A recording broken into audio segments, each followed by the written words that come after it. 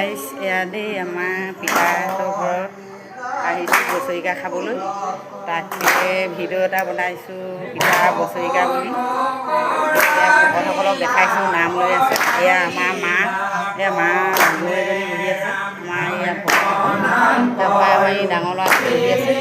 তাকে ভিডিঅ' এটা বনাই কিনি দেখাইছোঁ আৰু আপোনালোকক এই গাই নহ'ব আৰু ভাল বেয়া লাইক শ্বেয়াৰ এটা কৰিব আৰু দেই। দিলে কমেণ্ট জগন্নাথক ভালকৈ কমেণ্টটো কৰিব, দেখাইছোঁ বুলি বেয়া চেয়া নাপাব আৰু দেই গাই মানুহ। এই আছে এয়া আমাৰ ভণ্টি, এয়া চাওক দেই।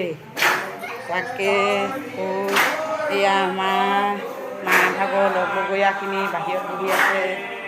তাকে এয়া ভিডিঅ' এটা বনাইছোঁ, আপোনালোকে এই বছৰিকা কেনেকুৱা লাগিছে লাইক শ্বেয়াৰ এটা কৰিব আৰু দেই।